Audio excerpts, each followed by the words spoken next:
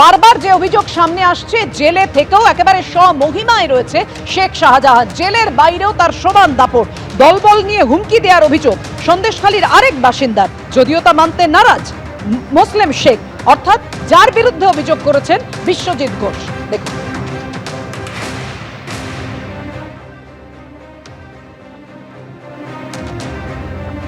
গত রাত্রে মুসলিম শেখ সবিতারা একটা মিটিং করে আমার পাশের বুথে 51 নম্বর বুথে খোলাচটি। সেখানে আমার নামে তো উল্টোপাল্টা বলেছে যে নির্মল মণ্ডল এইসব করছে ওইসব করছে, ওকে ছাড়বো না। এবার দুটো বাইক পাঠিয়ে আমাকে তাড়া করে। তখন 8:30 বাজে, আমরা দুই ভাই বাজারে ছিলাম, বাইক নিয়ে আসছিলাম, তাড়া করতে আমরা বাড়ির মধ্যে ঢুকে গেছি। ঢুকে যাওয়ার পরে আজকের যে তারপরের দিন মানে আজকের আর কি, ভোলাদার একটা কোর্টে মানে মামলা ছিল এই শাহজাহান শেখের ব্যাপারে। এবার ওরা প্ল্যান করেছে যে নির্মল মণ্ডলকে তো মারতে পারেনি, ভোলা ঘোষকে যে কোনোভাবে মারতে হবে, এই করেছে মুসলিম শেখ সবিতা রায়।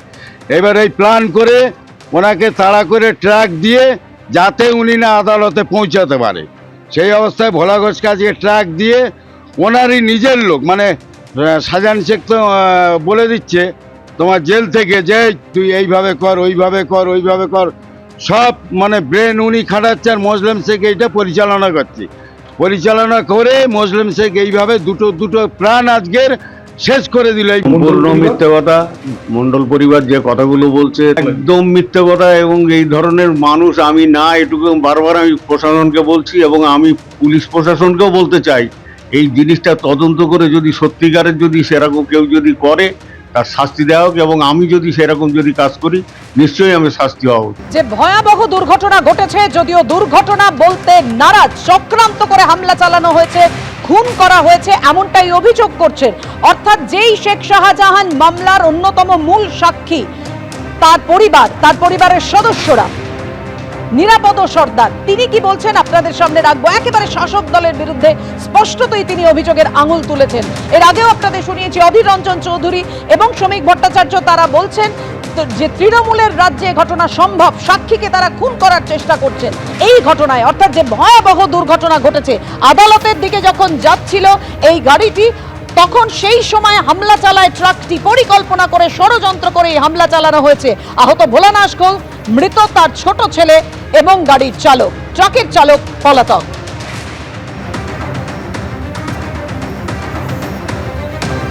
আদালতে যাওয়ার সময় বাসন্তী হাইওয়ের ওপর এই ভয়াবহ দুর্ঘটনা ঘটে।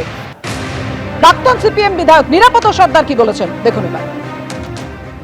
ট্রাকটা খালি ট্রাক দাঁড়িয়েছিল, তালতলার এই দিকটা, সেই ট্রাকটা কি করে সরকারের দিয়ে যাচ্ছিল, এবং যে ট্রাক চালক সে পালিয়ে গেছে, ওকে অ্যারেস্ট করতে পারলে সব ব্যাপারটা জানা যাবে। এখন প্রধান কাজ হচ্ছে পুলিশের এই ট্রাক চালককে গ্রেপ্তার করা, আর এই ট্রাকটা কার সেটা উদ্ধার করা।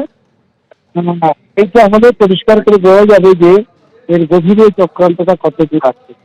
এবিপি আনন্দ, এগিয়ে থাকে, এগিয়ে রাখে।